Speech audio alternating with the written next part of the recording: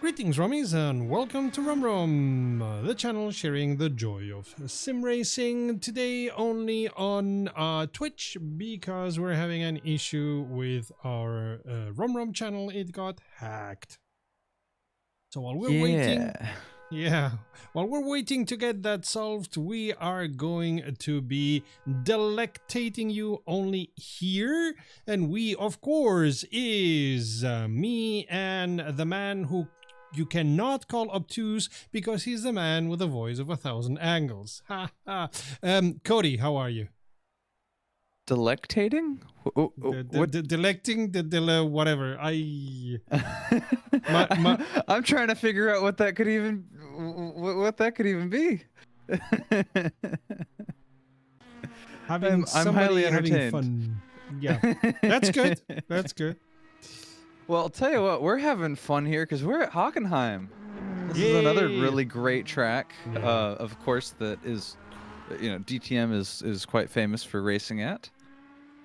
Yeah, all the classic DTM, or not, let's not call it classic, the class 1 DTM always had the finale at Hockenheim. The first race was always Hockenheim, and the last race was Hockenheim. Hockenheim was the only place where they raced twice. And ASRC is also ending out its season at Hockenheim. That's right, this is the last race of the ASRC season, so this is for all the marbles. Yeah, although if we take a look at the driver standings, the most that a driver can make today in points is 40, which means that Roman Ryabtsev has secured the championship as he is 42 points away from Roy Seifert. On the other hand, Seifert is only 18 points away from Krushtalev, so places 2 and 3 and so on are still in danger, but Ryabtsev is already the championship winner. He does not even need to race today, but let me look. Yeah, he is racing, he is qualifying at the moment, he is qualifying 6th. So that's how it looks in the driver standings, and let's go over to the team standings. There it's a little bit more complicated because of course they have two drivers, and those can make a little bit more points, but still Ryabtsev's team, Alpa Racing team, is 70 points ahead of Arion Sim Racing, which is Suvik's and Paparinopoulos' team, and Seifert's team is 72 points away from Alpa Racing team. So there could be a change here at the end of the day. We'll have to find out talking to race control. So at least one thing is secured, and that is Ryabtsev's position as champion of this season.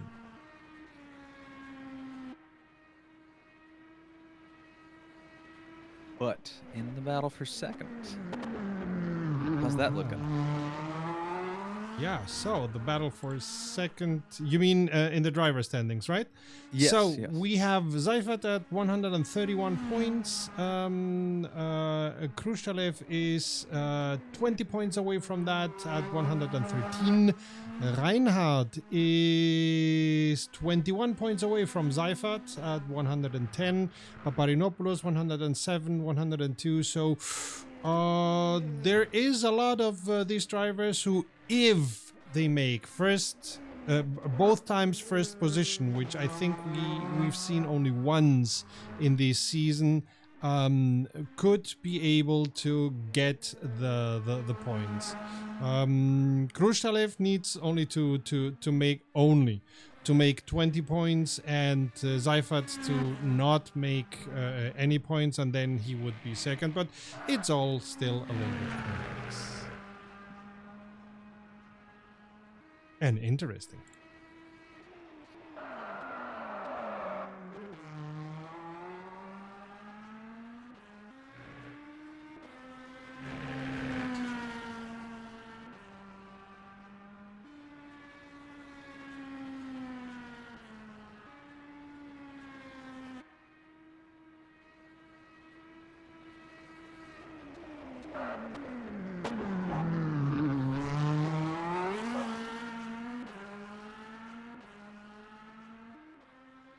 trying to get my in-game overlay to work.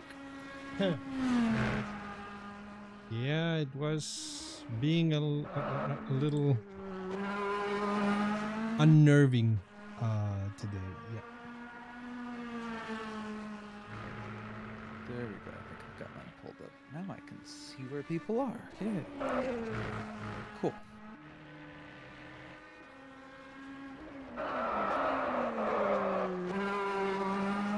So we talked about it a little bit earlier, whenever we first started the stream, but for anyone who's just joining now, we are streaming on Twitch and not on YouTube because the Rum Rum YouTube channel unfortunately got hacked and taken over, and all our videos got privated. Thankfully, they did not get deleted, but they all got privated, and then it was replaced by like some scam thing that was Bitcoin trying bullshit. to pose as like some legitimate company, but then trying to like link to a live stream. We got all of that taken down, and contacted support about YouTube creator support. They were able to shut out the scammers from the channel, but in doing so also shut out the rest of us. And so right now, if you go on YouTube, RomRom doesn't exist temporarily while they get things sorted. And so we're right now playing the waiting game as YouTube cleans things up for us. And hopefully we get everything back the way that we left it. But on the other hand, to make it clear, they've been very supportive and very friendly. Oh yes, yeah. YouTube's been fine. Now, so if far I they've would been get very the receptive. hackers in my hands, that would be a different story. Yes, yeah. But I won't, because they hailed from Russia, and we all know that that money does not get kept by the hackers, but it goes into other places.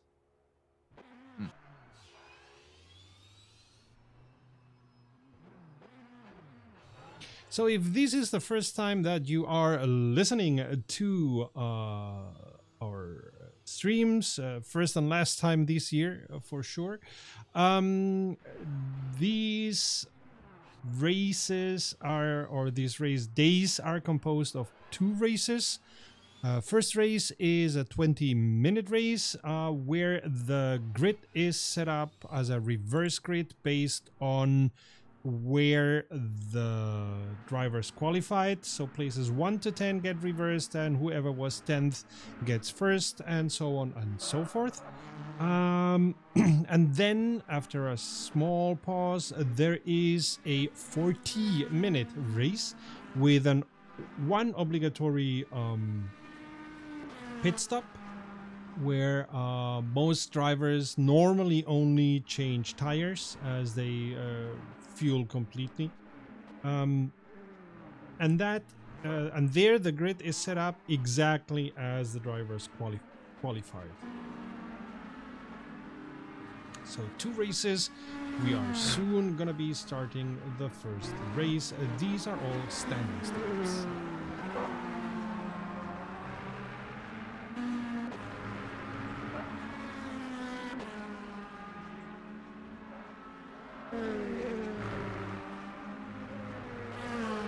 And if you are searching for the news that we normally publish every week, today, because of the issues that Cody mentioned, we have the news on our Patreon. But don't worry, you don't have to be paying anything. Of course, the news on our Patreon are completely free, as they would be on YouTube. But we have nothing against if you decide to become a member and give us some money, because all that money is put to good use. In time, if we have enough patrons, even to get Cody flying around. I'm gonna get flown out. Oh boy.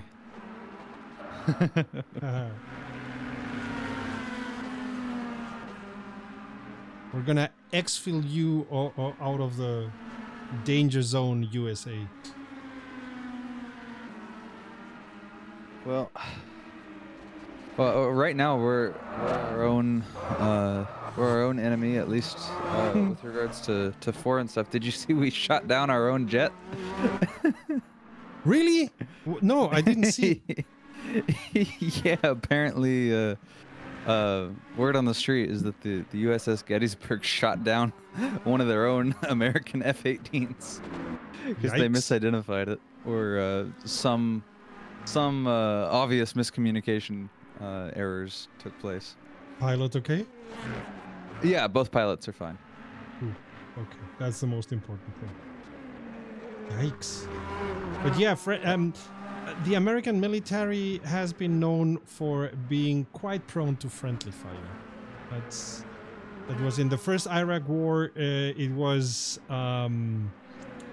the center of many dark jokes.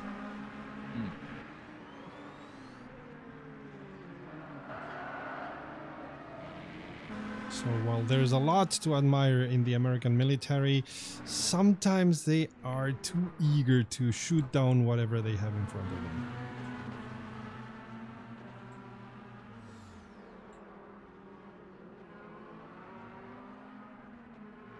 And welcome Paulo Viegas, a new subscriber to our Twitch channel. Hello, hello.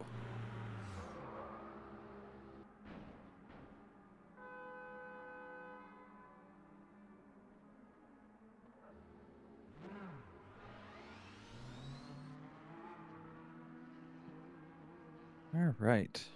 About a minute of warm up, and then we will start going to the grid to begin the final set of races. And I say set of races, and if you're just tuning in now because you know you're on Twitch and you don't usually go on YouTube and watch us, first off, go on YouTube and watch us because we're cooler over there.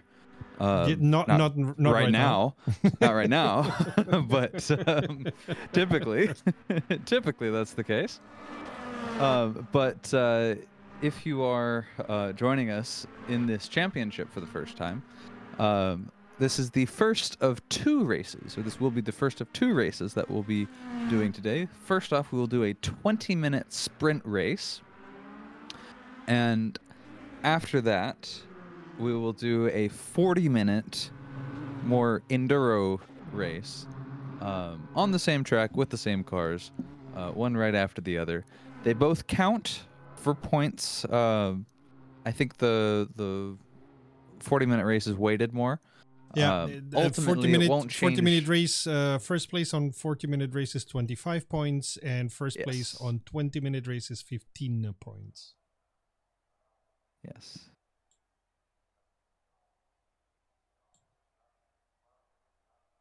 But yeah, so after the first race, stick around because the action continues.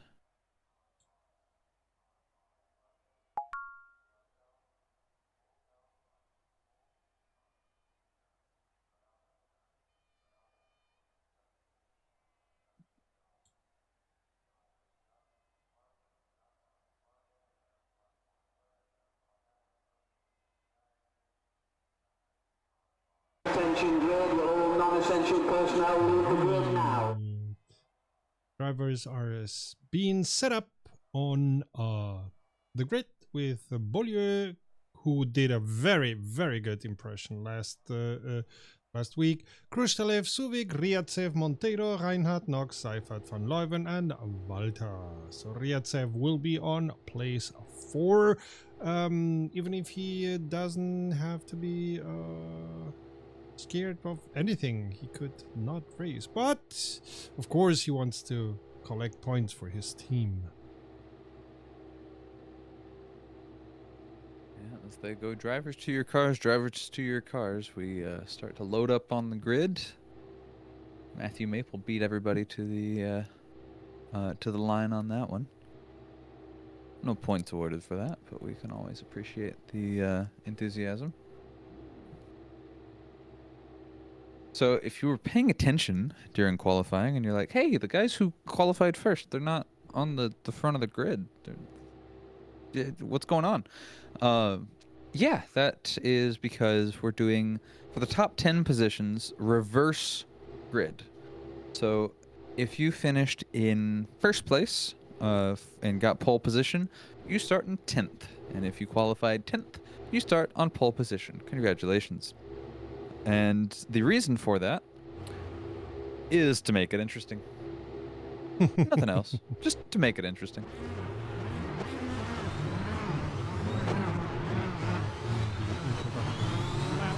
After that, the drivers will rejoin the grid as they were, and we will have a standing start. At least Hockenheim is not as long as Spa, so this introductory lap won't be as long. Maxime Below is going to be your leader to begin. Yaroslav Khrushchev is right behind him in the 99 car, the Alpha Racing car. Timon Suvic starts out in 3rd. Roman Yarapsev in 4th. Tiago Montero of Origin Racing is in 5th.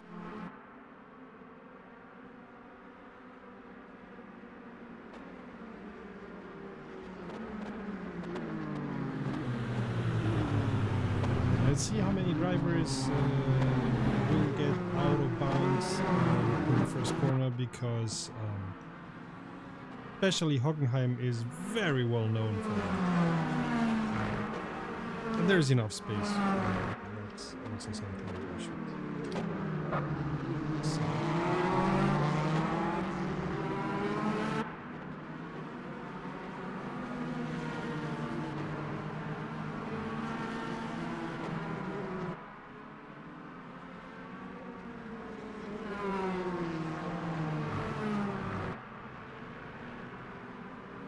I love this combination that we're gonna be seeing.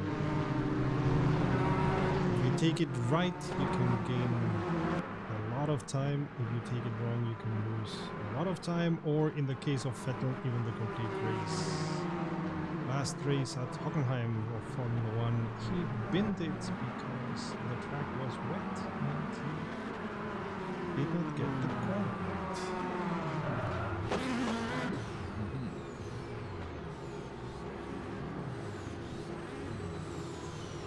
Right, now we are gridding up for the start. This is it. This is the moment you've been waiting for since the stream started, since you started tuning in. We are about to go green. Get excited. Pump your fists up and down in the air.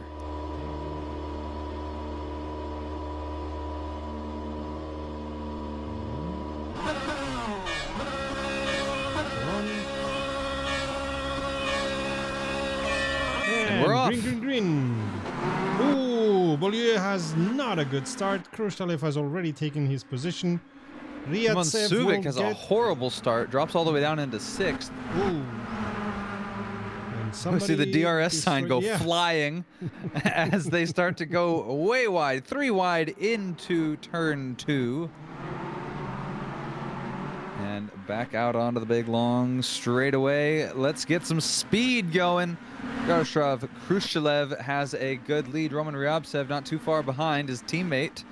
Benjamin Reinhardt comes out in 3rd, and then there's a bit of a gap as we start to see an early group form. Tiago Montero passing Maxime Below for 4th place. Origin Racing, and a big pileup.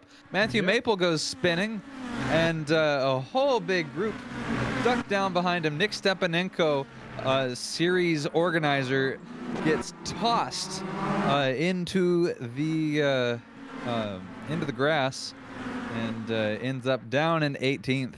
Yikes. But the leaders come around here into the stadium section. Yaroslav Khrushchev still your leader. Roman Ryabtsev in 2nd. Benjamin Reinhardt much closer 3rd now. And look at that. There's a fight going on already, and we're not even finished with the first lap. Let's do it.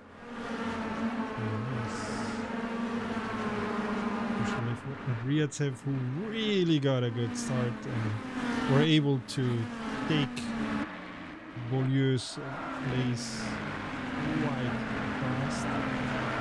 Now Ryatsev is seeing a lot of Reinhardt in his rearview mirror. Oh, and we have a car. Yellow flag is out. Maxime Below involved in an incident there. He drops back down in the 17th. I suppose he's doing rookie mistakes. Yeah, Maxime Below, that's a really, really big fall from where he began. He started on pole there. And we have Monteiro trying to get Reinhardt's position. And it looks like he's alongside him for the moment. Benjamin Reinhardt has slight overspeed. But Monteiro comes in with that inside line, which Reinhardt really slams the door on him with an aggressively defensive move there. Oh, bad.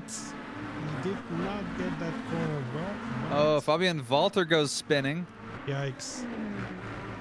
Reda Ulahil was involved in that incident and wasn't able to get back going on track nearly as quickly as Walter. Arco Hollistel off in an incident. He's off in the grass. Down the order, certainly a lot of incidents going on at once there in that moment. Khrushchev, your leader, sets a new fast time. Was he sandbagging? I don't think so. Remember that these are this is a reverse grid, so I know. So if you sandbag during qualifying and get down, lower in the order, then you start up higher. I suppose a good strategy, if you're a good driver, is to end up 5th or so in qualifying. And Monteiro goes again on the needle. Oh! Reinhardt almost lost control of the car. That corner is a very, very difficult corner because you come from high speed and then you have to go really well on the brakes to take that very, very tight corner. So every kind of series has seen their share of accidents there. Reinhardt a lot can go wrong, and at the speeds that these DTM cars drive through these corners, they are such magnificent machinery to be able to take these the way that they do. But if something goes wrong, then you're throwing a lot of weight uncontrolled at the wall at a very high rate of speed, and your race can be over very quickly that way. So certainly demands delicate handling. Speaking of race over, Santos has DNF. Oh. He was involved in an issue a couple of minutes ago. Oof.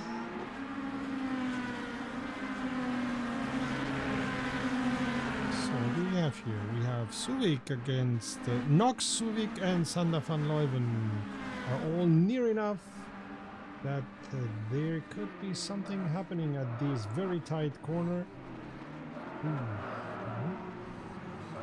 Ha! But Van Leuven, Suvik does not get the corner right, and Van Leuven takes the position, and now he's battling with Knox. Yeah, Roy Seifert swings way wide behind there. James Knox locking the tires a little bit to defend from Sander van Leuven. They are fighting tooth and nail for 5th place here. James Knox seems to maintain it. Whoa, almost goes across the front end of Van Leuven. Catches it for a moment, but that was almost very, very bad for James Knox. Could have been kind of a pit maneuver in a way. You see all 4 drivers here very tight. Yeah, they were a moment ago even tighter. Yeah. Oh, James Knox slings way wide, goes into the grass, loses a ton of speed. He's trying to block Sander van Leuven. Some serious blocking going on, seriously aggressive blocking. Sander van Leuven trying to get around. James Knox is not letting him through at all. Kind of weaving in and out there. Sander van Leuven does go around in the corner. And takes the position from Knox. Yeah, he had the inside line and he was very decisive in keeping that inside line. But Knox now goes on the inside line. Yeah, James Knox has the overspeed. They knock together. And it's 3 wide into the corner. Not a good idea. Ooh, with Timon Suvic. And then Royce Seifert gets around Suvic in that. This battle here is really something. All of these drivers are driving like they hate each other. And Royce Seifert locking the brakes into this corner here.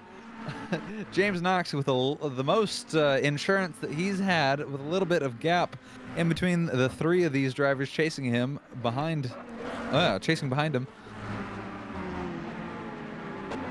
Ooh, Royce Seifert touching the sand just a little bit there. It loses a bit more speed to Suvic, who is rapidly catching up to him. And then as we go through a few more corners, it kind of evens out. But yeah, Van Leuven and Knox are getting closer. Seifert and Suvic are getting closer together. Oh!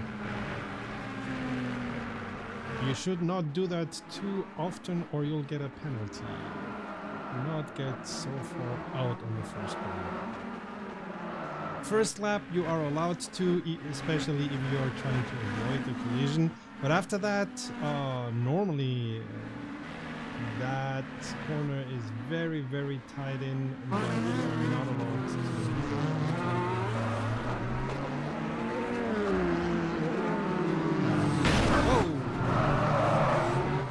Getting very close hello. again. Yeah. Giving him a little kiss.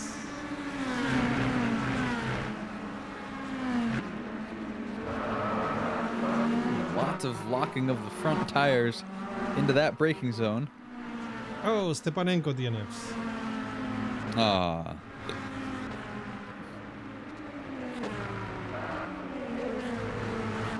Yeah, Stepanenko was involved in one of those early incidents.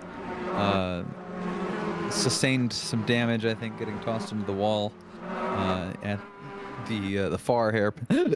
Far hairpin on the circuit.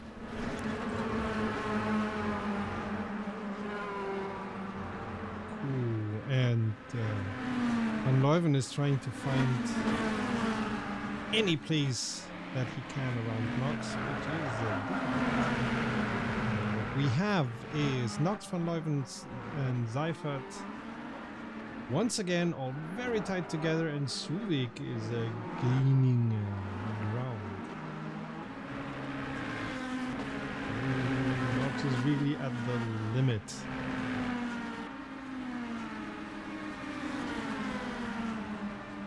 He keeps the inside line. Going Van into the Leuven corner. really forcing him to the inside line there, in pretty well into the braking zone. He did come out at the end there, but you see that technique. Oh, car going very, very much sideways. And those drivers really toss those things into that corner. Yeah. Well, that and the next corner are two where you really can let them go wide. First of all, because it's allowed, and second, because it's a good place to do so.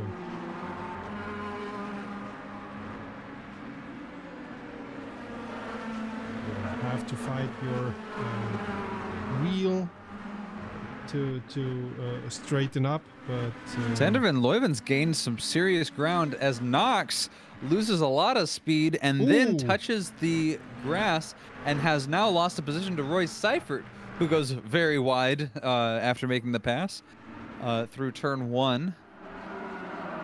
And Royce Seifert locking the fronts. I think he's been dealing with that more and more.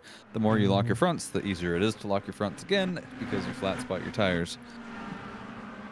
Oh, tell me about But yeah, James Knox really falling from grace. He's now getting challenged by Timon Suvic for 7th position. And he is drafting on the back of Royce Seifert, and so they all catch up a little bit. Royce Seifert swings way wide again, way wide, and might have gotten away with it, but touches the grass.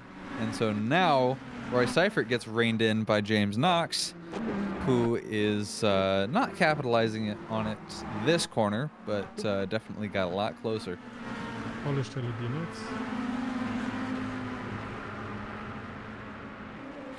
I want to mention our leaders now that we're over halfway through the race. It is still Alpa Racing Team dominated up at the front. Yaroslav Khrushchev has led the entirety of this race and has a really solid lead and a friend in second place because Roman Ryabtsev is sitting in that position, the 66 car in second place, and he's a full 2 seconds ahead of Thiago Montero, who is in third. Origin Racing Team car. Another pairing that we have is Reinhardt and Van Leuven, who are fourth and fifth, but they are very close to each other. I suppose there's nothing that's going to happen there that is not discussed internally between those two, but like for example, Van Leuven is now. Yeah, the calmest pass we've seen all day today.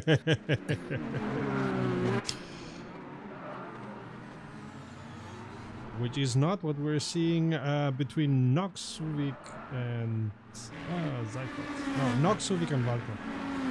Yeah, Seifert got through the rest of the field there in that mix, and he's starting to gain some time. He is 1.6 seconds ahead of James Knox, who is still trying to shake off, as we mentioned, Suvik and now Fabian Walter. And by the way, just to mention it, Beaulieu is back into 11th position after a couple of issues that he had losing control of the car. So hey, what is that? Yeah, he instead of a last to first challenge, he went to a first to second to last challenge, and has been trying to work his way back up ever since. Does Vladislav Zinkov have Sputnik on his? He does. Yeah, that's kind of fun. He's got Sputnik on his roof, Vladislav Zinkov. Well, the logo of the team. Oh, they go a little bit very hard against each other. Knox and Suvik, and Walter says, "Thank you very much. I think I'll take that position." 3 wide. They're going 3 wide into the corner, guys. That's not gonna end well. Well, they all get around James Knox, who loses 2 positions at once. Yeah, but I think that race control is gonna take a look at that situation. Knox and Suvik were a little bit too near to each other. Let's put this. They traded more than paint. Oh, and Knox almost loses control of the car.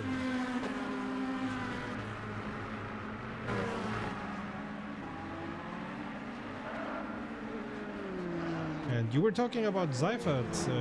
He is now, while still in 6th, he is now very near to Reinhardt, making it difficult. But of course, I suppose Reinhardt may get a little bit back so that he can block Seifert and give Van Leuven the opportunity to make 4th without any problems. In these fast corners, we were talking, especially earlier in the season, about the slip angle on some of these cars, the way they're set up.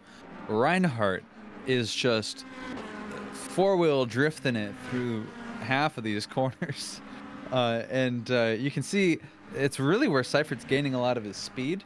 Right now, Seifert is gaining speed and looking like he's going to pass Reinhardt because he was in the draft. But yeah, in the corners. Oh, Seifert locks the brakes hard, misses the corner, and hits Benjamin Reinhardt.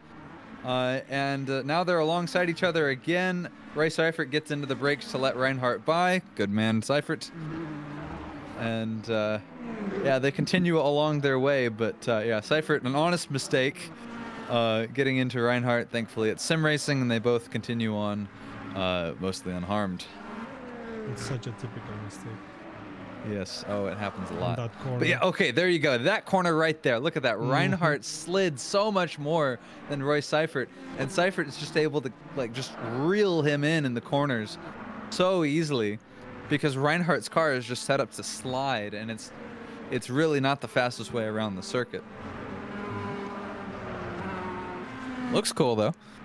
2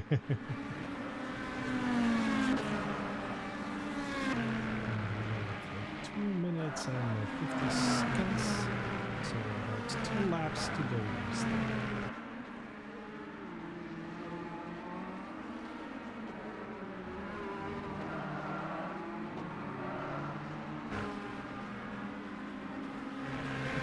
Keeping with this battle because it's the hottest battle at the moment.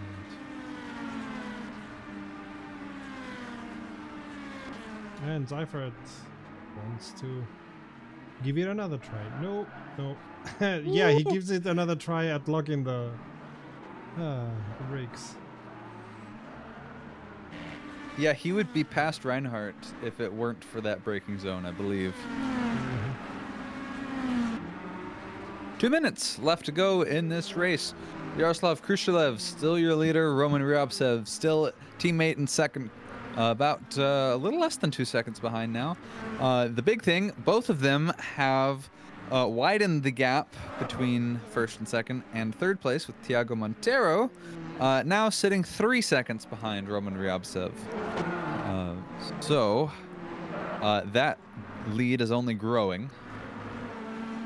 Sander van Leuven also a bit further back, not really in the running with Montero, but he is sitting in a fairly comfortable fourth, as it's another 3.5 seconds to Benjamin Reinhardt. And of course, we've been watching Reinhardt and Seifert battle it out, and it looks like Roy Seifert's going to start reeling in things again. Saw a yellow flag pop up for a moment, but I don't see anybody in any degree of trouble that's lasting. So I think that's just R Factor 2 being R Factor 2.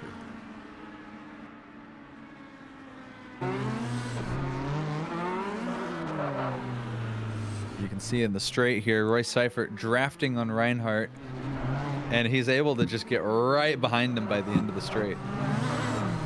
Oh, and a touch there. Roy Seifert trying to get around Reinhardt, gets into the back of him as Reinhardt does not get much speed, and it's 30 seconds left. Let me see where the leader is at. This won't be the last lap for these guys. You sure? Because they are, they are ahead of Khrushchev, so they will be around before he's around, I think. Roy Seifert, there you go.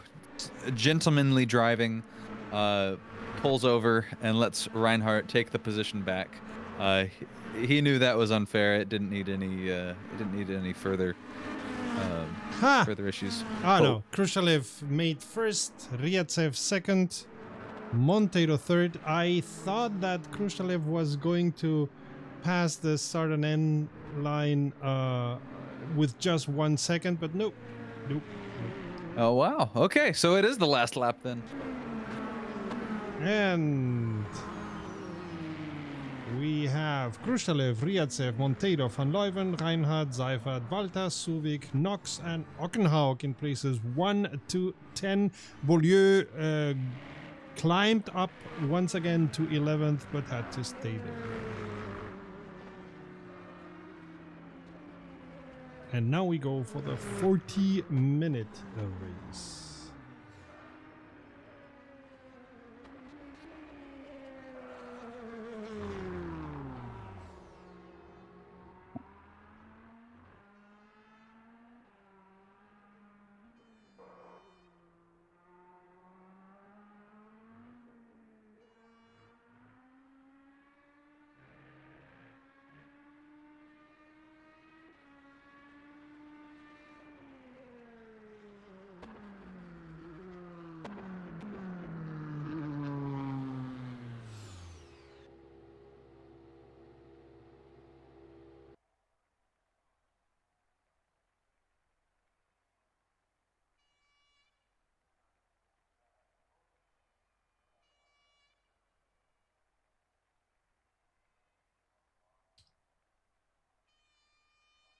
All right.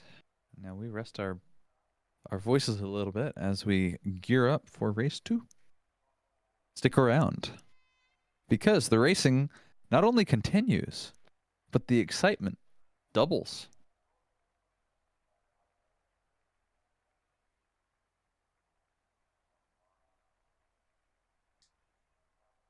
Speaking about flat spotting, I was training today, practicing Road America with Indy cars, and on the second lap, I really had to brake very hard and flat spotted it, and that was the second of 20 laps, so 18 laps with a highly and heavily vibrating wheel is not fun.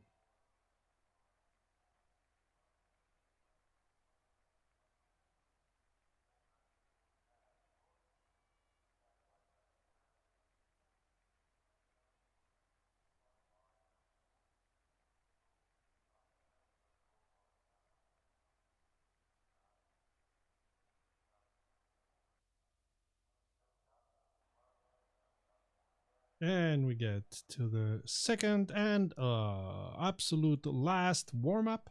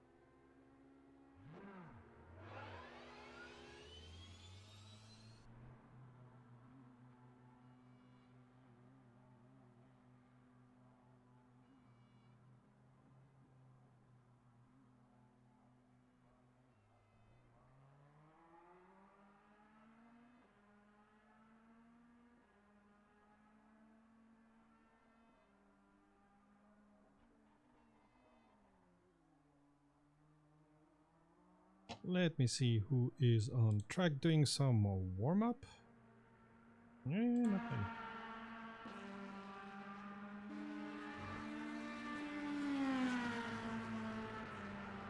Maybe exchanging words.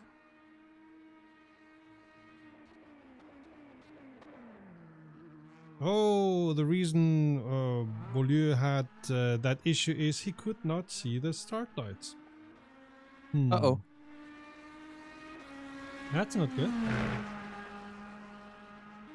That makes sense though, because if you don't have the digital start lights enabled, and you're sitting in front, and you have your banner blocking it Yeah. because you're sitting so close to the banner, sitting in on pole, that can make sense.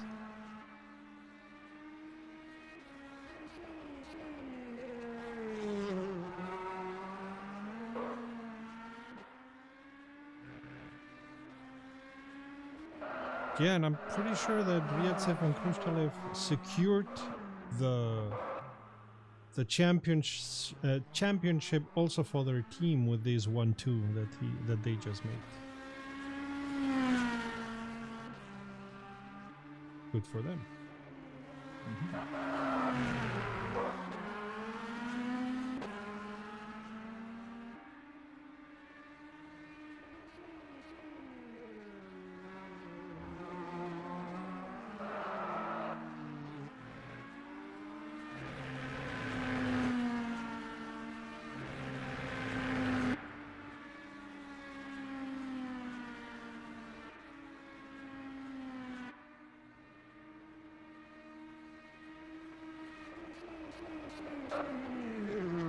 Interestingly enough, there's not many drivers doing a warm-up.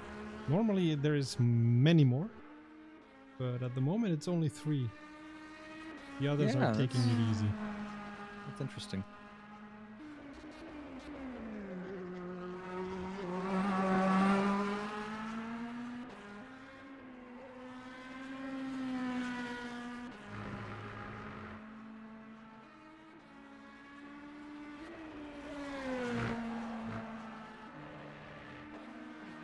I have to take the cockpit view of first position, but I think that I did, and I was not able to see the lights, so that's why I went with the second position.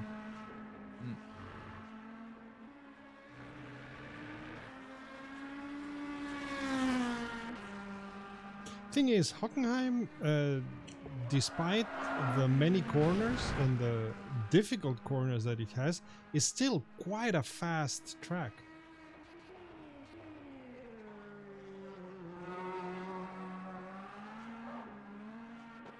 So it ends up being a very technical track because you enter many of the corners at high speed, and then you have to see how you survive the braking zone, as we saw. Yes. Yeah, we saw Seifert especially was struggling with the braking zone. I wonder, now with a little bit more practice, if he'll do better in the next race comparatively.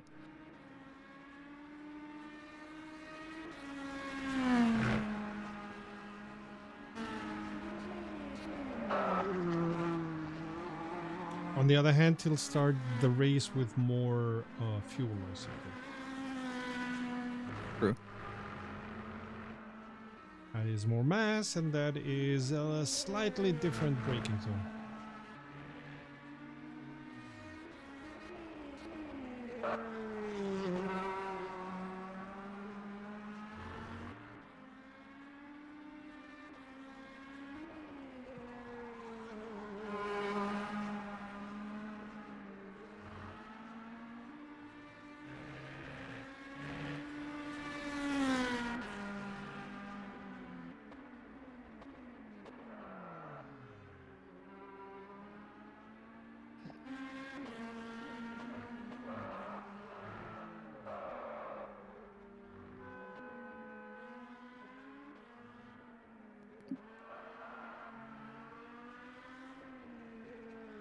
And warm-up has ended. We will soon be entering the last race for today and for the whole season. This has been an excellent season. Incredibly interesting. Very nice tracks, mostly. So, very, very nice. Yeah, it's been a good season. Yeah, ASRC is definitely one that if you are wanting to race with a good professional group that certainly has a lot of fun in their Discord, join the Discord. We usually would have that linked in the YouTube description. But I can wait. Give me a But sec. we can and I'll paste it be in the able chat. to. Exactly. Yeah. So take a look in the Twitch chat.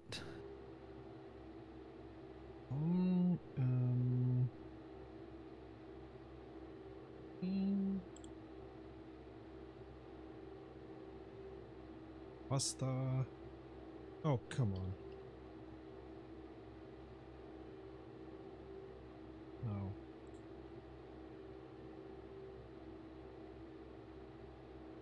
What the heck?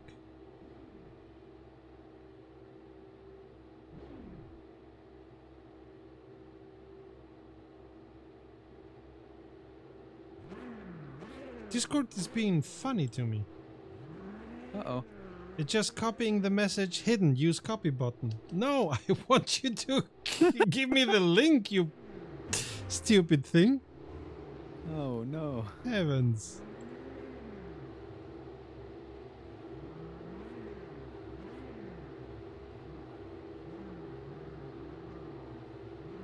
No, it's not allowing me. What the heck? You are not funny. Stupid Discord. So we cannot give you the link at the moment because Discord is being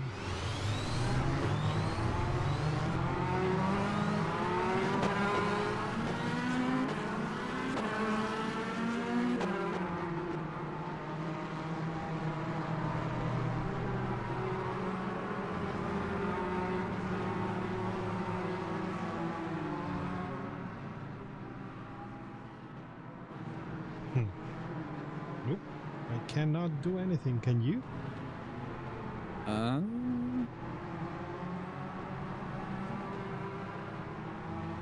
Let's see.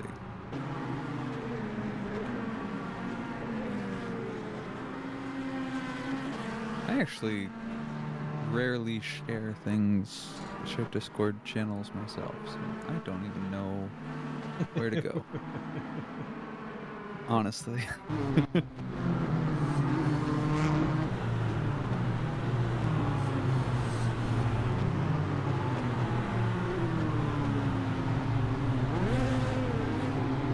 Invite people.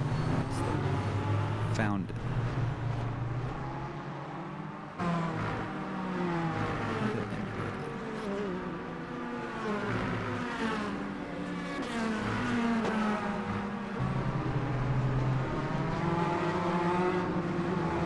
There we go. Okay. That's what I'm gonna send this to you. Okay. Drop it in. There you go. Copy that link.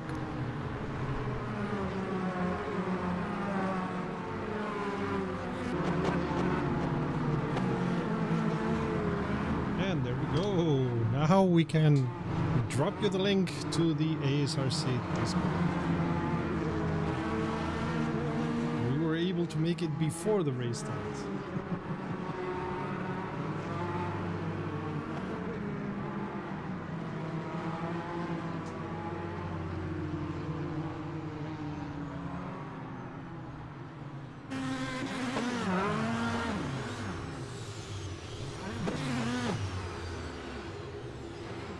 Right, the race is going to start quite soon. And I go on board with Walter and I don't see the lights. I have to go on board with Van Wyven. And I still don't see the lights. Hence the problem that we Yeah. discussed earlier. If you are using VR, you can get around that a little bit by moving your head. But still, run.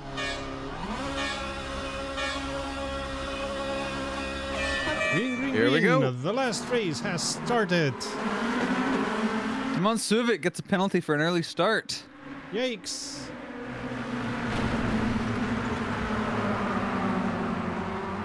And the DRS sign goes flying once again. Woo, Benjamin Reinhardt locks the brakes this time around, gets Oh. into another car, and loses not one, maybe two, no, just one position. Fabian Ooh. Walter looking to the inside of Sander van Leuven for the lead. It's a war in the braking zone, and it's a Whoa. lot of bumping going on behind. And But Walter and getting out. Walter and Van Leuven are exactly halfway alongside each other during that straightaway. And I think Van Leuven is going Walter slingshots underneath Van Leuven. Mm-hmm. Walter has the upper hand. Van Leuven has the inside line, though, in this corner and in the next one. So Van Leuven diving in, dives too far in, and gets upset in the rumble zone and in the rumble strip, and Fabian Walter takes the lead. He gets a very good corner exit there.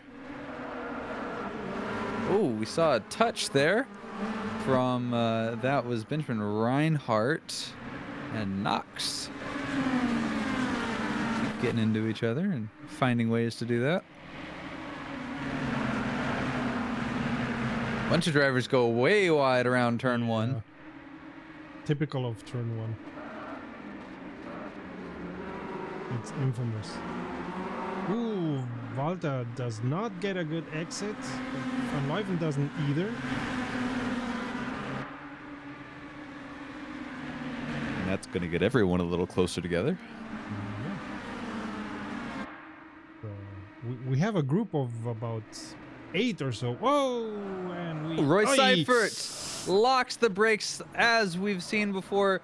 and spins into the middle, and that's going to be destructive for the race as he is stuck and has to wait for the whole field to go around. That is Roy Seifert's race gone in one botched braking zone. Yeah. But we were commenting that he always had difficulties there.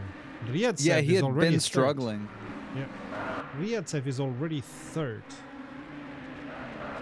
The championship winner. Benjamin Reinhardt and Yaroslav Khrushchev trading places there. Back and forth, I think it was, between the previous corner to the next. Khrushchev got a horrible exit on the final corner, and so he is going to get reeled in a little bit by Maxime Boulot. Robin Walter, your current leader, sets the new fast lap of the race. Destined to be beaten eventually, as we've got a good solid 40 minutes. DNFs. And change, or minus change.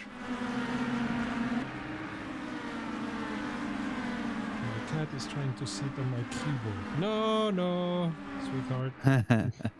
I need that keyboard still. Khrushchev with a really defensive braking zone there. Benjamin Reinhardt got into the back of him. Didn't really have anywhere else Benjamin Reinhardt could go. I think Reinhardt flashed his lights at Khrushchev to express his displeasure. We're seeing a lot of racing. We're 5 minutes in, and the places 1 to 12 are having their own... Montero making a move on James Knox. Oh! Solid move, but he swings way wide and pushes James Knox out. James Knox dive bombs to the inside in return. Oh! Yaroslav Khrushchev tries to slip in there and ends up spinning Thiago Montero. Thiago Montero drops not one but two positions as Maxime Boulot slips in cleanly past Montero. Wow, a lot happened in a very short amount of time there. Oh, yeah. It shows you how tight the pack is. Suvik in pits. Juan Suvik not having the best race weekend.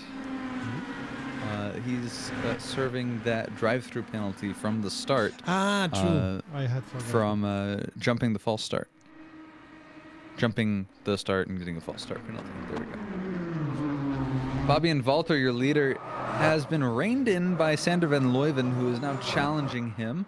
Van Leuven caught up to Walter in the braking zone to the hairpin.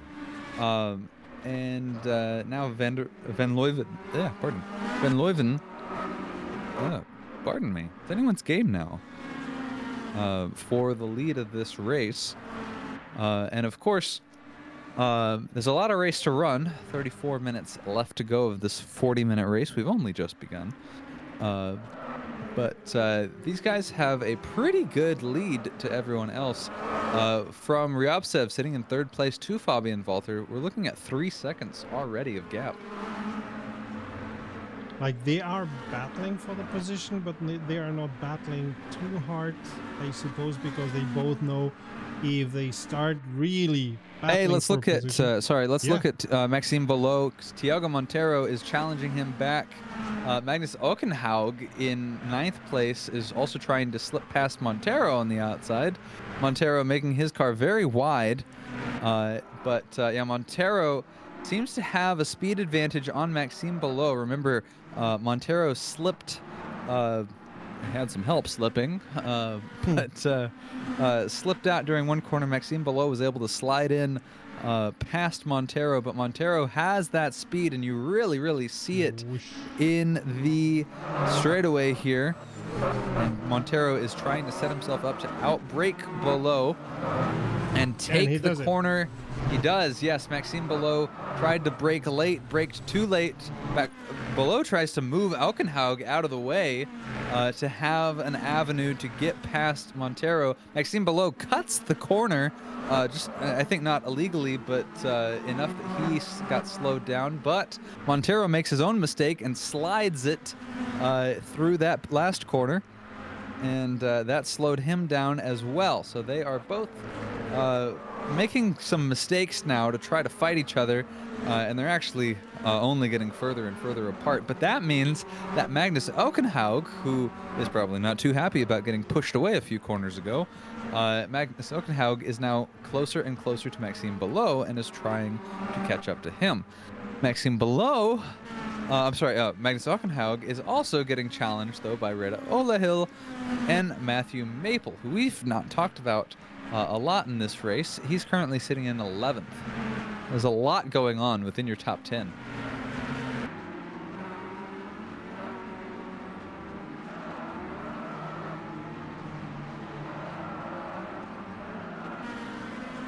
Now that battle between Walter and Van Leuven kind of calmed down a little bit. Walter remained in the lead. Van Leuven now has dropped down to about 1.5 seconds back from him. But I think it's strategy. I think, yeah, if you're smart, you're not fighting too hard for the lead only a quarter of the way through the race. You're just keeping near enough, but not too near. There's still a pit stop and a lot of time to go. Hold on your horses, and everything in the first 10 minutes.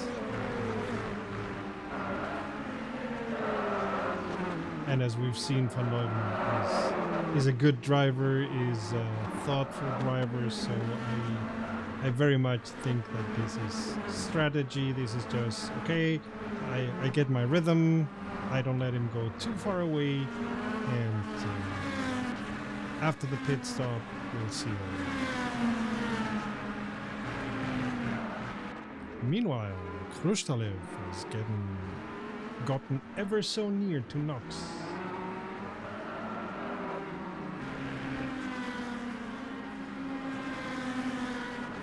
Now we come to that long corner that, for all intents and purposes, is a straight because you can go very fast. Then you have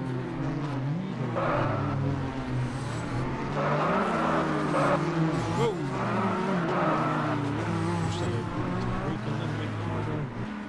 Get into Knox. Oh, Zenkov DNFs. He had a finish in the last race. Yeah, and that's news because he's not had the best season. Well, we know him from the IndyCar season to be quite a good driver. He either has issues with the DTMs or he just had a lot of bad luck. This season.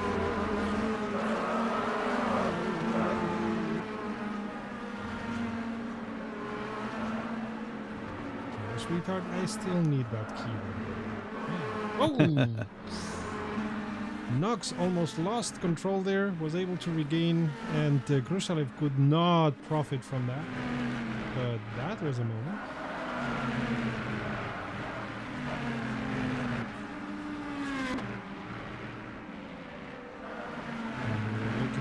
Maple, Hockenheim, and Uhilal.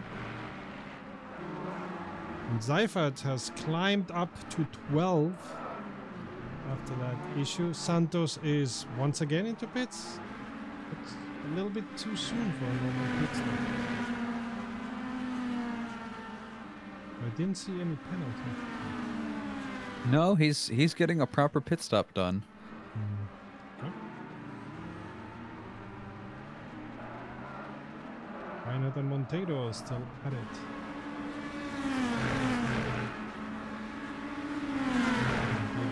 Near enough. Oh, Reinhardt almost locked the tires, but was able to save it.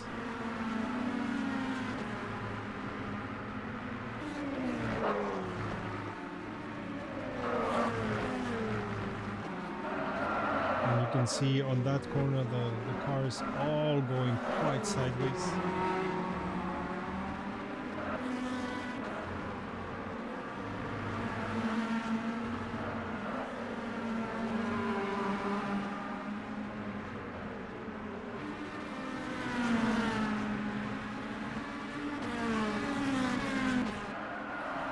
Let's go back to Knox and Kushtelov. They're heating up.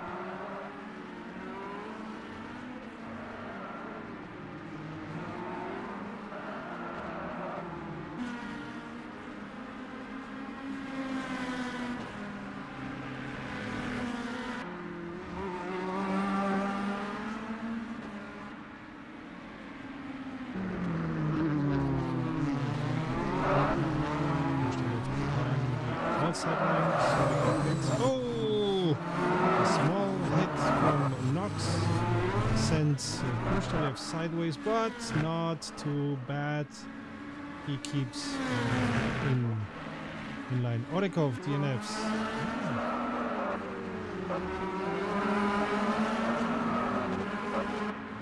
And because these two are battling, Reinhardt and Monteiro are coming over soon.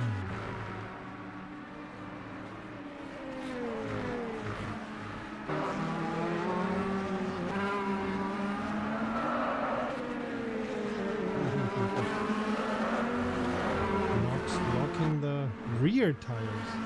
Interesting thing is it was only the rear tires.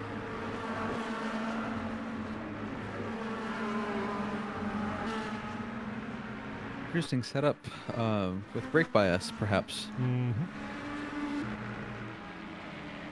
Khrushchev really knocking on the door of Knox there. See, they took very different lines there through turn one. There's a lot of different ways to go through that. Not all of them legal. Certainly some faster than others. Khrushchev looking for an inside line there, trying to slingshot through. Definitely had the better corner exit from Knox. And the added benefit that you get from the draft in these cars will be really helpful. You can see Khrushchev starting to maybe get alongside. I think he pulled out of the draft a little too soon, but in the braking zone, Khrushchev gets Knox. Knox and Khrushchev come together there as Knox takes kind of a wider line. 1 lap ago, yeah. Yep. Khrushchev tucks in back behind Knox. Knox got kind of squirrely there. Yeah. Locks the brakes slightly. By the way, you were saying about the brake bias. DTM cars were very well known, these class 1s, because the drivers changed the brake bias depending on which corner they were taking a lot during the race. It's those rotary buttons on your nice expensive sim racing wheel. Yeah, the thing is, if we corner by corner. if we go inside of the cockpit, you see that strange formed handle there in the image. It's green and red, and that was for the brake bias. And the drivers just moved it with one finger. At one side or the other, and were able to change the brake bias quite fast and quite easily this way. And there were some that were very well known for really fiddling with their brake bias for every corner, and that gave them we're talking about people like Ekström, that gave them really a good opportunity. Oh, Reinhardt locking the brake. No, Monteiro locking the brakes and almost taking out Reinhardt. Meanwhile, Knox and Khrushchev are still at it. 23.5 minutes to go. We're gonna see the pit stop shuffle starting. Let's see. A big one. We've seen a couple of drivers already.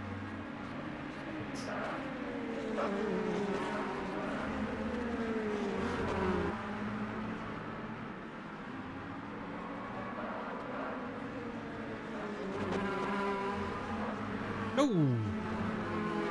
And as I'm saying, Khrushchev comes into pit. Yep. Van Leuven. into pits, Kvyat into pits. Knox almost lost control of the car.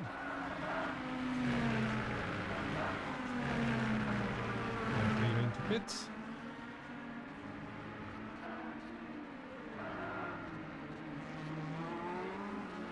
It was all to be expected.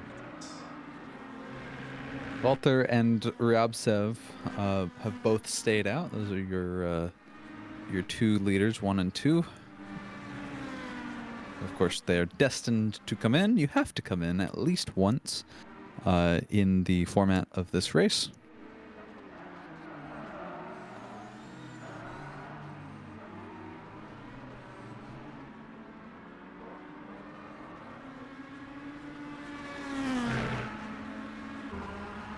We'll see how this affects then the positions or the distance between the drivers.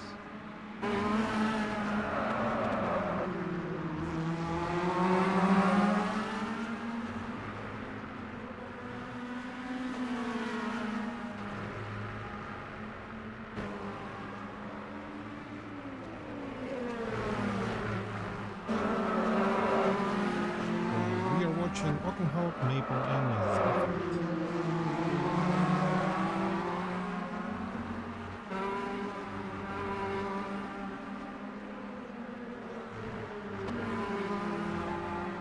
Oh, very last minute decision by, I think it was Hockenheim and not Maple, to go into pits.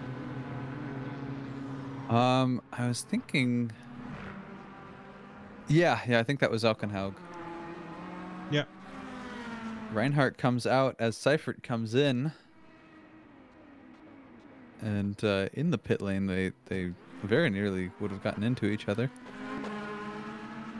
You saw them both like think for a second about how to proceed.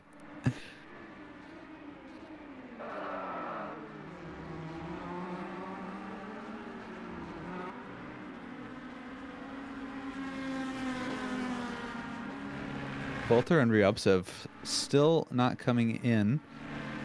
The reason for that, if I'm their strategist, is because both of them have a very clean track right now. There's nobody immediately ahead of them, so they can both just kind of make their laps nice and out in the open. If they pit now, or if they pitted earlier, then they would come out and have to shuffle their way back up. They'll eventually have to do that. And Ryabtsev comes in. There we go. Walter does stay out, though, so your leader is still your leader. But, yeah, I think, the more time, up to the point where, you're starting to lose time because you're on old tires.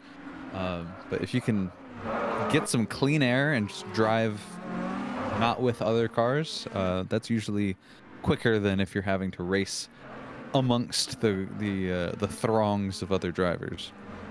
Formula One uses supercomputers to analyze all the different situations and bring their drivers in so that they are not in the middle of traffic. Of course, if you are Ferrari, even the best supercomputers are not going to help you because the strategies there are just pure chaos. Ryabtsev comes out on a 3rd position.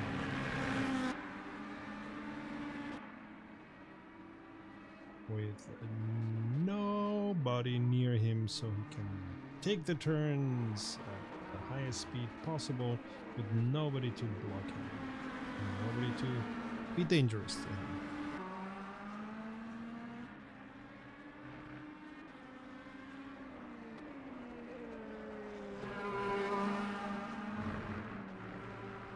And Valda still stays out.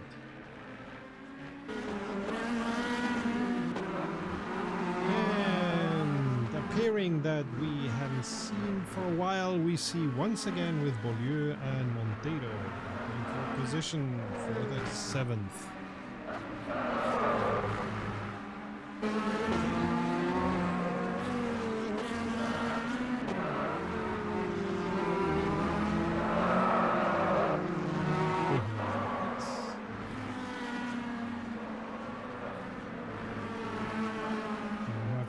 restart the timing box because it shows me Beaulieu in pits, which we clearly see he is not.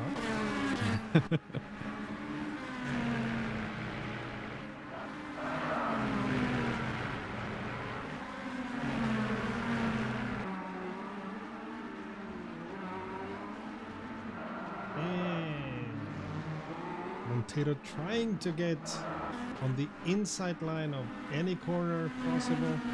Maybe now with the draft.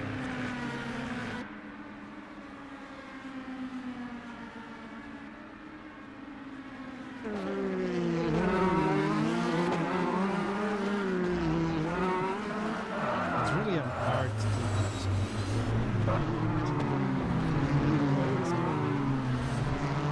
Beaulieu bumps a little bit against Montero, but he could not do anything different. It was just inertia.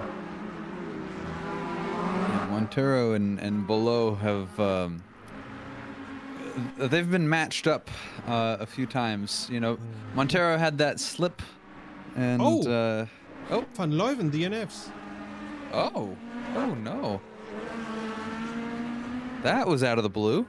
That.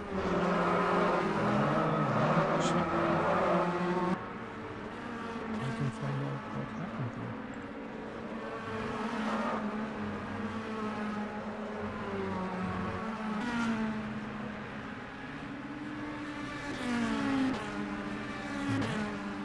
No information yet.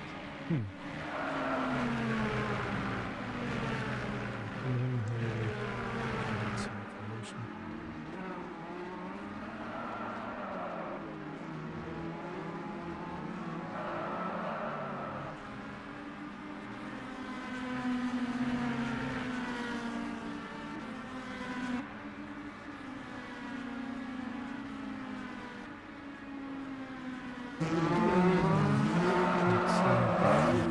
Something, and Montero and Beaulieu are still at it, which helps Seifert, who is right behind. And Walter has not been into pits yet, right? No, he has not. He has stayed out. 15 minutes to go. Well, his gap to second, Roman Ryabtsev, is 25.5 seconds. And I suppose Fabian Walter knows the amount of time that it takes for him to pit, and maybe he's trying to increase that gap. But he is not. He is losing 2 seconds per lap to Ryabtsev. So if I were him, I would go into pits before it's too late. But nope, he stays out. Okay. He stays out. We will keep you posted on Fabian Walter's decisions.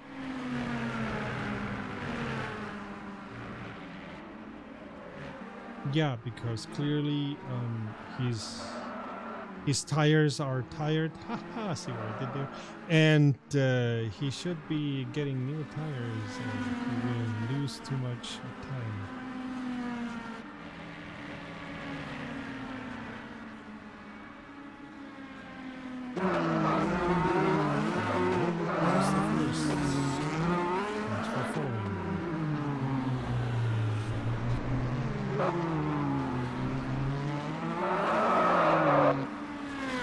We are keeping with Beaulieu and Montero. Montero may have gotten in front of Beaulieu, but that does not mean that Beaulieu is going to let him get away with that. And Walter. Yeah, Fabian Walter has now come into pit. Roman Ryabtsev is at this point 11.5 seconds and gaining. 10 seconds, 9 seconds, 8 seconds. Walter getting his front tires changed. Walter is moving again. 3 seconds, 2 seconds, 1 second. Fabian Walter is out on his out lap. Roman Ryabtsev goes by. So Roman Ryabtsev, your new leader, but Fabian Walter did some math right because he's only 1 second back behind Ryabtsev. And with newer tires. And with newer tires. About what is it? About 5 laps or something? Yeah, I think so. So Roman Ryabtsev, it may very well pay off for him, and the odds do seem to be in his favor. So I think staying out may have turned out to be a good decision for him. We'll see soon enough. Let's He's get got back a to Montero and Beaulieu. Yeah. He's got a 1.3 second gap to overcome. Oh, below touches Montero, spins Hey. Montero around in the corner. And Montero has to hit it in reverse, back up, and get going again. Montero loses position not only to Below, but also to Magnus Alkenhaug and Royce Seifert, who all go by. I did not see what happened there. Maxime Below cut to the inside on corner exit around the hairpin and got into the gas a lot quicker than, well, not only just a lot quicker than Montero, but Below kind of jammed on the throttle and ended up straightening out his car into the back left of Thiago Montero. And Montero, who was also jamming on the throttle and getting out of the corner, ended up spinning the car as a result of getting hit by Maxime Below. And that sent Montero into the inside line, and other drivers were driving by, so he had to wait for them to go by before he could back up and get going again himself. So all in all, one for us. I think, yeah, it's definitely one to look at. I think it's pretty clear cut on who's at fault for that one. Whoa, Thiago Montero battling it out with Magnus Alkenhaug here. Slides down to the inside with a very aggressive slice to get to the inside of Alkenhaug, but my goodness, it was a beautiful pass to get around Alkenhaug. It was in the same spot that Montero got spun. He ended up swinging by Alkenhaug without spinning him. Alkenhaug locks the brakes, dive bombs Montero. Montero flashing his lights, not very happy about it, but Alkenhaug does take the position back with no contact. It was clean. It was absolutely clean. It was just very aggressive. Oh, well, sure. But I mean, as I always, especially when we're talking about DTM, I love to quote Matthias Ekström, who always said, go hard or go home. He was an incredibly aggressive and clever driver, but he won the championship at least once, I think even twice, which for DTM is very special. Winning it once is already difficult. Winning it twice or even more than that, you have to be a very good driver. Montero really trying to get around Alkenhaug, ended up in the back of Alkenhaug because he went through turn one much quicker, but they were both on the same line. And so he ended up just bumping him. But Montero makes a really smooth pass there and swings past Alkenhaug, but just barely gives Alkenhaug the draft. And as Montero goes for the inside line, Alkenhaug has the overspeed from the draft. Montero locking the brakes a little bit. They're alongside, too wide, going through the corner. They remain alongside each other. Alkenhaug, I think, has a little bit more speed. Montero slips in behind Alkenhaug. And they're going to go, we're going to do this all over again here on this next corner. Alkenhaug now locks the brakes. Thiago Montero is in a perfect spot to slingshot past him. He's halfway alongside him, more than halfway alongside him. He gets it. Montero passes Alkenhaug on the outside of that corner. That's a good corner to pass on the outside because there's a lot of runoff on the outside of that corner exit. And meanwhile, Valta has, with newer tires, is very near to Ryabtsev, and I'm pretty sure that he's gonna try to retake his position quite soon. Matthew Maple made a minor mistake. Rita Ulahul was able to take over and take 10th from Matthew Maple, which I'm sure is especially frustrating because Matthew Maple was trying to gear up for a pass on Magnus Alkenhaug. And ended up miscalculating. Oh, and it started raining. It started raining at Hockenheim. Oh, after everyone's done their pit stop. Yeah. Our driver's going to try to stay out the rest of the 8 minutes that we have left of this 40-minute race, or are they going to have to come in to pit? So the last laps, let's take a look. The last lap for Roman Ryabtsev, 1 minute 32.0. For Fabian Walter, 1 minute 31.6. That's quicker. He was reining him in. James Knox, 1 minute 32.5. Khrushchev, 1 minute 32.2. So your leaders are mostly making 1 minute 32s, low 1 minute 32s. We'll take a look at those lap times and see how they change. And Roman Ryabtsev isn't going to wait. He's coming in to pit. Your second place driver? He was, yeah. Well, no, he was first, but well, now no, he was he's- first until Walter passed. Exactly. Whenever he came into the pits. Yeah, so your leader, Roman Ryabtsev, has come into pit. as has the Knox Yes. and Khrushchev. Yeah, a bunch of drivers coming in now. Seifert behind him. Thiago Montero stays Ooh. out. Fabian Walter stayed out. Benjamin Reinhardt, Maxime Below, they've all stayed out this lap. Yeah, We will but have to see how this lap goes. Yeah, Walter had quite the problem to navigate the corner.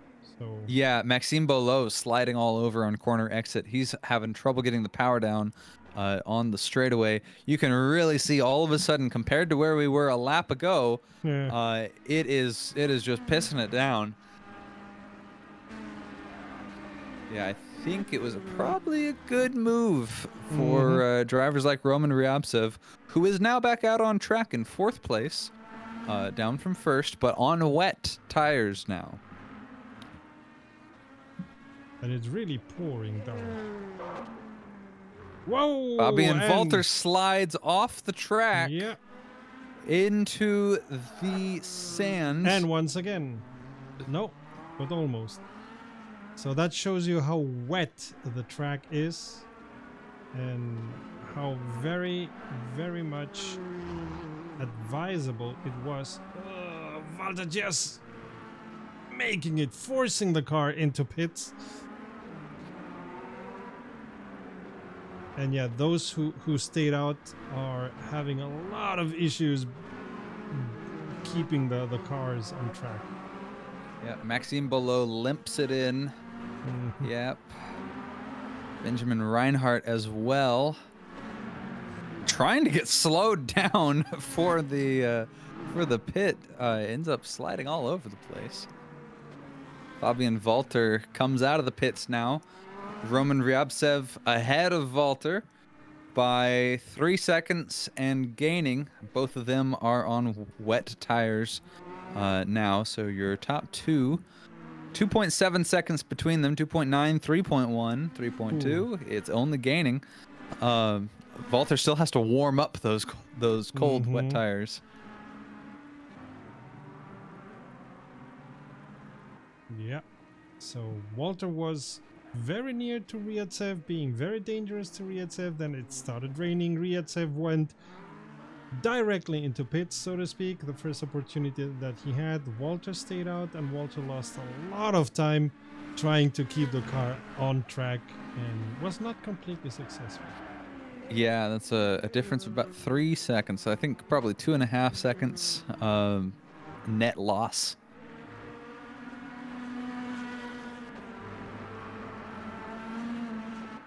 Interesting, and we are 4 minutes away from the end of the race and the end of the championship. Hello, Mario Seraphim. Welcome to the channel. And Good to see you on things Twitch. are hot. The rain has changed everything. Yeah, the rain cooled things down and heated them up at the same time. Funny how that works. And Ryabtsev is now 2.5 seconds away from Walter and gaining. I mean, what rain also does, I mean, one thing is the strategy, but the other is there's drivers who are better able to navigate the car and the intricacies of wet racing, and there's other drivers who are not as good as that.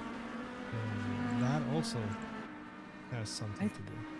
I like to think I'm one of those drivers who drives comparatively better in the rain. My lap times don't tend to go down all that much. Like I'm a decent driver in dry weather, but then the rain hits and then that's where I start really gaining positions. Speaking about that, Valta is now 2.5 seconds away, while we have 2.5 minutes left of the race. Seems Valta can handle wet conditions quite well, as he's only 1.5 seconds away now. So he could get hot in the last lap or 2 laps or something like that.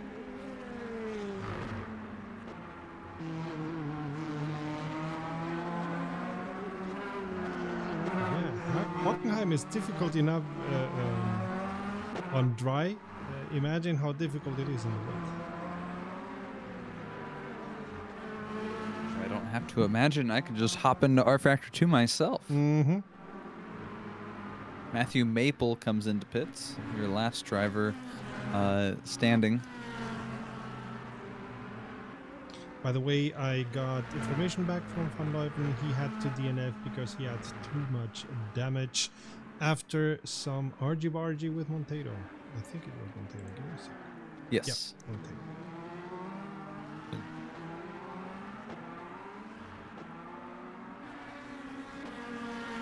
Roman Ryabtsev really sliding it around the corner there, trying to put the power down in the rain. I think... Yeah, drops are still coming down, but it's kind of let up a little bit. But the track is still quite wet. Fabian Won't dry Walter, in the though... minute that is left. No, certainly not. Fabian Walter is starting to catch up to Ryabtsev. The gap when Walter came out of the pits widened to 3 seconds. It is now down to 1.2 seconds. And actually now in this corner, within a second. Hey, look at that, within 0.6 seconds. Really closing the gap to Ryabtsev, whose wet tires are older. That's the other thing you got to think about here is wet tires age quicker. Yeah, but not the difference here is only 1 lap. I don't think that is. I think it's more a skill issue. Perhaps, but Walter and Ryabtsev, they're both having an understeer competition through some of these corners, but Walter is definitely gaining on Ryabtsev, and now to about a half a second. 5 seconds to go. 5, 4, 3. Ryabtsev's gonna gun it past the line. Oh, and no, just barely covers it. The race has ended. The race has ended. They crossed the line just after we hit the 0 second mark on the timer. And Ryabtsev did not let out of the throttle at all, I don't think. It just happened to work out that way. That's really interesting. But yeah, Ryabtsev does take the lead. He held off Walter.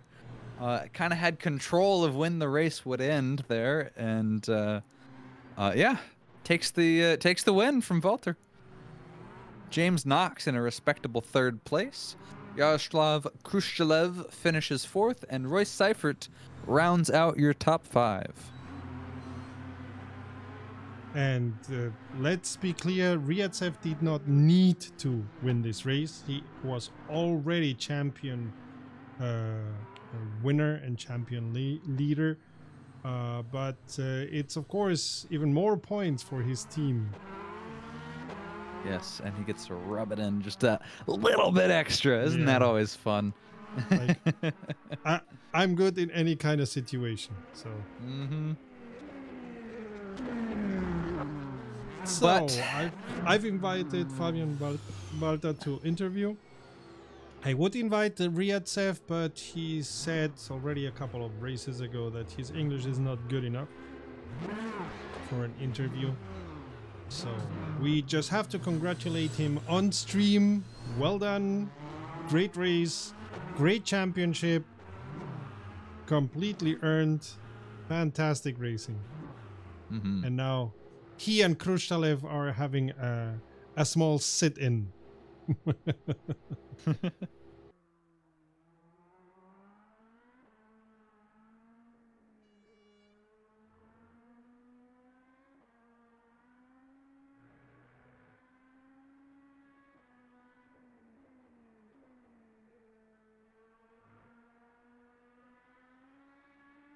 So, who else should we invite to the interview while we're waiting for Walter?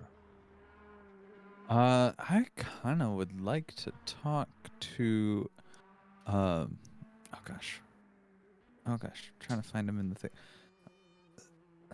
I actually don't want to talk to Sander Van Leuven all that much, because I know what he's gonna say, and I'm gonna let the race control sort that out.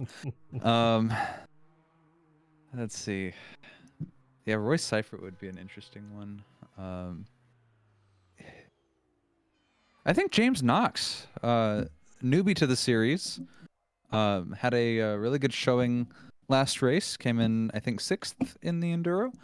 And this time around, he finished on the podium in, I think, his 2nd race with this crew. So it would be nice to have James back in, say hi to him again.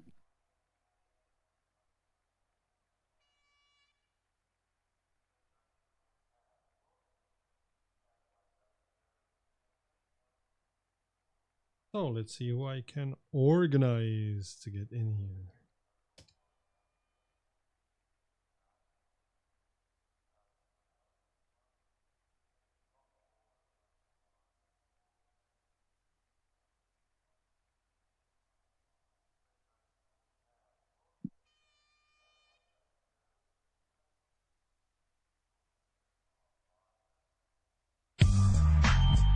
Ouch.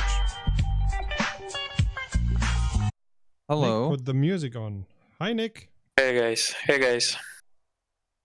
So, end of the season with a quite surprise with the rain. That was unexpected and did throw things around a little bit. Yeah, I saw like the leaders has like a massive problems with driving on the dry tires on a wet surface. Especially I saw like Fabian Walter has a lot of problems driving on a soft tires. I guess he was on the dry ones. So yeah, that Yeah. was pretty unexpected and pretty interesting. Yeah, well, like as I would say as usual on a Hockenheim ring, right? Mm-hmm. You have it on random, right? The weather, or do you have it on No, real of course weather? not. It's a real one. It's a real one Oh, that picks up so from it's one of the nearby weather stations. so it started raining at Hockenheim. Well, Okay. well, I guess you can try and check this out. I'm not in Hockenheim, obviously. Me So neither. And here where I am, it's still dry, but I'm in northern Germany. It's never too dry in northern Germany. In any case, this has been again an excellent season and dominating Ryadsev, who even did not relent at the last race, which is extraordinary. yeah, great season by Alpa Racing Team. Congrats to the guys.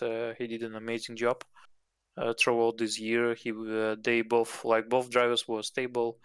They were like always on the top 6 at least, or like top 10 at least. They didn't have any like major issues with pace. They always been like on a top notch in terms of like lap time. So great job by the guys, and yeah, pretty well deserved win.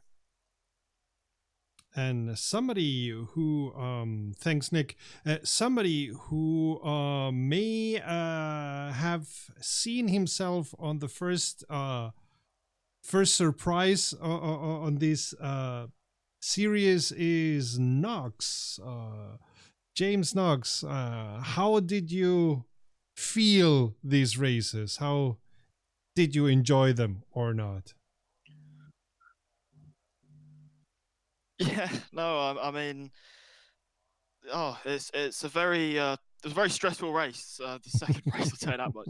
When the rain started coming down, I thought that was it. But no, just I went in because the rain started going like heaving it down. I was like, right, I'm just gonna dive in and get some wets on. But no, I've enjoyed these 2 races, I think, and like these last 4 races in general, Spa and Hockenheim. I think it's been really good fun. Trying to learn the ways of DTM, the ways of racing. But yeah, no, it's good. Yeah, and you went in at the deep end because the DTM Class 1 cars were not the easiest cars to drive. They had the speed of Formula 1 while being massive. Yeah, yeah, you could certainly tell with the power that was coming out of the back wheels. But yeah, no, they're really good fun cars. They're really good fun. Really good fun. Wonderful. So we hope to see you again in one of the next series that the ASRC is going to be organizing. And we have Roy Seifert. Hi, how did you feel and see the race? Hi. Yeah, I would say it's chaotic. In my sprint and main. I don't know. In the main race, I think I locked up my tires on the rear and then spun on the hairpin. That's what like made my race to the last two question mark race. So yeah, bit unfortunate, but still two pretty good, nice races. Fabian did well too, and yeah. I loved racing in the series, to be honest. I loved the DTM Class 1 cars, and yeah, watched them when I was like 10 years old, so it's nice to drive them myself.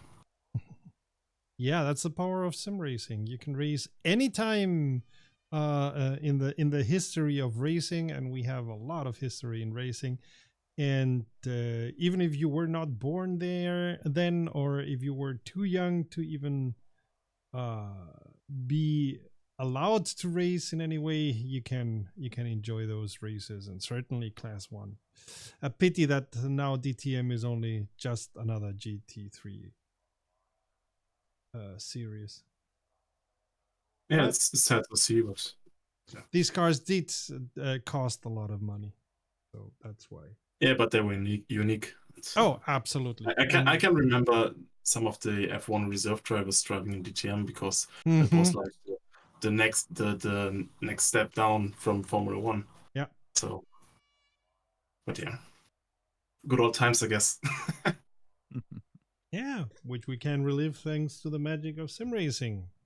All right, this has been the last race of the T5, as they call it, the DTM season of the ASRC. Nick, this was the first DTM season, correct? Yep. I don't think it's going to be the last. Not sure with the exact same cars. Not sure with the exact same trucks, but I guess we'll see. Okay, so future will tell. Ryatsev has won the championship and even won the last race with no issues. With